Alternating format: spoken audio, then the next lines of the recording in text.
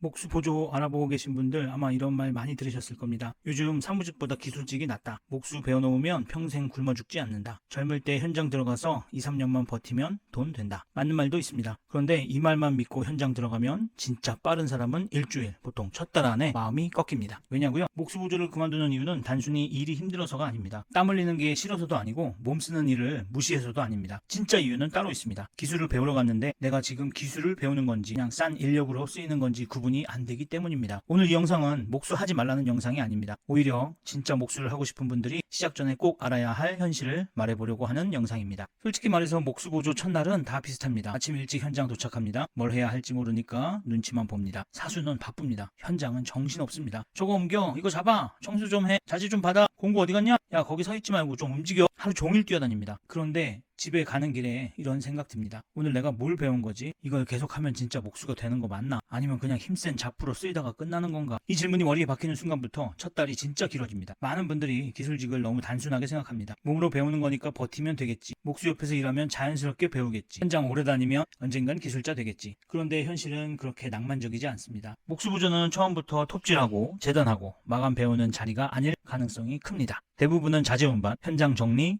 폐기물 치우기, 공구 챙기기, 먼지 먹기, 뒷정리부터 시작합니다. 물론 이 과정이 필요합니다. 현장을 알아야 하고 자재 이름을 알아야 하고 순서를 알아야 합니다. 문제는 이겁니다. 그 과정이 교육으로 이어지는 팀이 있고 그냥 소모로 끝나는 팀이 있다는 겁니다. 이 차이를 모르고 들어가면 첫 달에 멘탈이 무너집니다. 목수 보조를 첫 달에 그만두는 사람을 보고 어떤 사람들은 쉽게 말합니다. 요즘 애들은 끈기가 없어. 힘든 일은 안 하려고 해. 옛날에는 다 맞으면서 배웠다. 그런데 저는 그렇게만 보면 안 된다고 생각합니다. 요즘 초보들이 힘들어하는 건 단순히 육체 노동 때문이 아닙니다. 미래가 안 보이는 노동이 힘든 겁니다. 하루 2시간 몸을 씁니다. 집에 오면 손목, 허리, 무릎 다 아픕니다. 그런데 내일도 똑같이 자재만 나를 것 같고 한 달 뒤에도 똑같을 것 같고 1년 뒤에도 야 이거 좀 치워 소리만 들을 것 같으면 사람 마음이 버티질 못. 사람은 힘든 일을 못 견디는 게 아니라 의미 없는 고생처럼 느껴질 때 못 견딥니다. 목수구조 첫 달에 그만두는 이유는 바로 여기서 나옵니다. 그리고 2026년 지금은 예전처럼 기술만 있으면 무조건 먹고 산다는 말도 말하기 애매합니다. KDI는 2026년 한국 경제에서 반도체와 설비 투자는 회복 흐름이 있지만 건설 투자는 0.1% 증가에 그칠 정도로 회복이 아주 제한적이라고 보고 있습니다. 2026년 6월 동향에도 건설 투자는 여전히 부진하다라고 평가했습니다. 이게 현장에서는 이렇게 느껴집니다. 일이 많을 때는 초보도 데리고 다닙니다. 사람이 부족하니까 가르치면서라도 씁니다. 그런데 일이 줄어들면요. 사장님 입장에서는 바로 투입 가능한 사람을 찾습니다. 시간 들여서 초보를 키울 여유가 줄어듭니다. 그럼 목수보조는 더 애매해집니다. 배우러 왔는데 배울 시간은 없고 일은 해야 하고 실수하면 욕먹고 돈은 생각보다 크지 않고 몸은 먼저 망가지는 느낌. 이게 첫 달 퇴사의 핵심입니다. 첫 번째 이유는 기술을 배우는 속도가 생각보다 느리기 때문입니다. 유튜브나 쇼츠를 보면 목공이 멋있어 보입니다. 레이저 치고 각 잡고 재단하고 딱 맞게 끼워 넣고 마지막에 마감까지 깔끔하게 나오죠. 그런데 초보가 현장에 들어가면 처음부터 그런 장면을 만지는 경우는 많지 않습니다. 처음에는 자재 이름부터 헷갈리고요. 석고보드, 합판, 각재, 몰딩, MDF, 다루기, 투바이, 하드웨어, 피스, 종류까지 정신없습니다. 사수는 바빠 죽겠는데 초보가 계속 묻습니다. 이거 맞아요? 어디에 둬요? 이거 어디 버려요? 공구 써도 돼요? 처음에는 물어보는 것도 눈치 보입니다. 그래서 첫 달에는 내가 기술을 배우고 있다는 느낌보다 현장에 민폐가 되지 않으려고 버티는 느낌이 더 큽니다. 이때 많은 사람이 착각합니다. 나는 재능이 없나 보다. 나는 손이 느린가 보다. 나는 현장 체질이 아닌가 봐. 그런데 첫 달에 그렇게 느끼는 건 너무 정상입니다. 문제는 본인이 아니라 배우는 구조가 있는 팀인지 없는 팀인지입니다. 두 번째 이유는 몸보다 멘탈이 먼저 무너진다는 겁니다. 목수보조는 몸이 힘듭니다. 무거운 자재를 들고 계단을 오르내리고 먼지를 먹고 소음 속에서 일하고 여름엔 땀으로 옷이 젖고 겨울엔 손끝이 얼어붙습니다. 그런데 진짜 사람을 지치게 하는 건 몸보다 말입니다. 그것도 못해? 빨리 안 움직여? 눈치껏 해야지. 한번 말하면 알아들어야지. 초보 입장에서는 억울합니다. 처음 해보는 일인데 어떻게 눈치껏 다 합니까? 공구 이름도 모르는데 어떻게 한 번에 알아듣습니까? 도면도 제대로 못 봤는데 어떻게 다음 순서를 압니까? 그런데 현장은 학교가 아닙니다. 하나 친절하게 설명해 주는 것도 있지만 그렇지 않은 것도 많습니다. 그래서 첫 달에 제일 많이 드는 생각이 이겁니다. 내가 돈 벌러 온 건지 혼나러 온 건지 모르겠다. 이 생각이 들면 오래 못 갑니다. 세 번째 이유는 돈 계산이 생각과 다르기 때문입니다. 기술직 영상을 보면 이런 말들이 많이 나옵니다. 목수 일당 좋다. 기공되면 많이 번다. 월천도 가능하다. 물론 가능한 사람이 있습니다. 분명히 있습니다. 그런데 초보 첫 달은 그 이야기가 아닙니다. 초보는 일당도 낮고 일이 매일 있는 것도 아니고 현장 이동도 해야 되고 장비나 작업복, 안전화, 식비, 교통비까지 생각해야 합니다. 게다가 건설 경기가 좋지 않으면 일이 끊깁니다.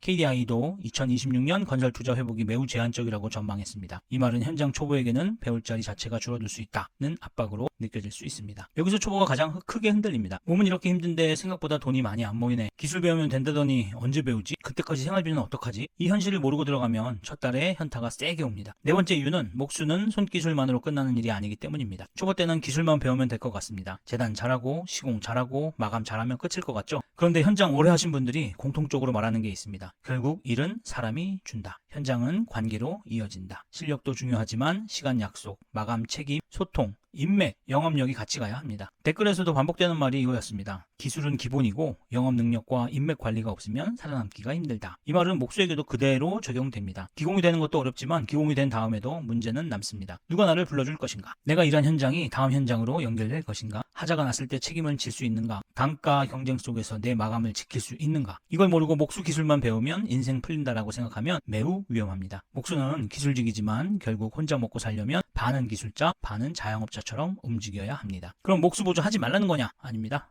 오히려 이런 사람은 해볼만 합니다. 첫째, 몸쓰는 일을 무시하지 않는 사람. 둘째, 첫 달에 대단한 기술을 만질 거라는 환상을 버린 사람. 셋째, 현장에서 혼나도 감정적으로만 받아들이지 않고 배울 건 배우는 사람. 넷째, 좋은 팀과 나쁜 팀을 구분하려고 노력하는 사람. 다섯 번째, 기술만 배우는 게 아니라 사람 관리, 일정 관리, 돈 관리까지 배울 생각이 있는 사람. 이런 사람은 목수 보조를 단순한 막일로 끝내지 않을 수 있습니다. 하지만 반대로 이런 생각이 싫으면 시작 전에 다시 고민해 보셔야 합니다. 공부하기 싫으니까 기술이나 배워야지. 회사 다니기 싫으니까 현장 가야지. 몇 달만 하면 일당 많이 받겠지. 목수는 AI가 못하니까 무조건 안전하겠지. 이런 마음으로 들어가면 첫 달이 아니라 첫 주에도 흔들릴 수 있습니다. 목수 보조 시작하기 전에 최소한 이 5가지는 물어보세요. 첫 번째, 주로 어떤 현장을 다니는지 물어보세요. 신축인지 인테리어인지 리모델링인지 상가인지 아파트인지에 따라 배우는 게 다릅니다. 두 번째, 초보가 처음 한 달 동안 무슨 일을 하는지 물어보세요. 그냥 오면 돼 라고 하면 위험합니다. 적어도 어떤 순서로 일을 배우는지 설명해주는 팀이 좋습니다. 세 번째, 공구를 언제부터 만질 수 있는지 물어보세요. 처음부터 공구를 맡기는 것도 위험하지만 몇 달이 지나도 계속 자재만 나른다면 그것도 문제입니다. 네 번째, 일이 꾸준한지 물어보세요. 지금 건설 투자는 회복이 제한적인 상황이라 초보에게는 일이 얼마나 이어지는가 매우 중요합니다. 다섯 번째, 사수가 사람을 가르치는 스타일인지 보세요. 기술이 좋아도 사람을 안 키우는 팀이 있고 조금 느려도 초보를 단계적으로 키워주는 팀이 있습니다. 목수 보조는 어디서 시작하느냐가 정말 중요합니다. 첫 팀이 잘못 걸리면 목수는 나랑 안 맞아 라고 생각하게 되지만 사실은 목수가 안 맞는 게 아니라 그 팀이 나랑 안 맞는 걸 수도 있습니다. 자, 정리하겠습니다. 목수 보조 첫 달에 그만두는 사람들은 약해서 그만두는 게 아닙니다. 대부분 이 3가지 때문에 그만둡니다. 기술을 배우고 있다는 확신이 없고 몸은 힘든데 돈 계산은 생각과 다르고 내가 이 길로 가면 1년 뒤, 3년 뒤 어떻게 될지 그림이 안 보이기 때문입니다. 그래서 목수 보조를 시작하시려는 분들에게 꼭 말하고 싶습니다. 기술직은 도피처가 아닙니다. 회사 생활이 싫어서 피난 가는 것도 아닙니다. 막연히 몸 쓰면 돈 되겠지 하고 들어가면 더 크게 다칠 수 있습니다. 하지만 제대로 된 팀을 만나고 배움의 순서를 알고 몸 관리하면서 기술뿐만 아니라 사람과 돈의 흐름까지 배우면 목수는 분명히 길이 될 수 있습니다. 그러니까 지금 시작 전에 꼭 확인하세요. 나는 목수를 배우려는 건가? 아니면 그냥 당장 갈 곳이 없어서 현장에 들어가려고 하는 건가? 이 질문에 답이 없으면 첫 달이 정말 길어질 겁니다. 오늘 영상이 목수 보조를 고민하시는 분들에게 현실적인 도움이 됐으면 좋겠습니다. 여러분의 좋아요, 구독은 저에게 큰 힘이 됩니다. 다음 영상에서는 좋은 목수팀, 피해야 할 목수팀 구분하는 법으로 이야기 한번 해보겠습니다. 감사합니다.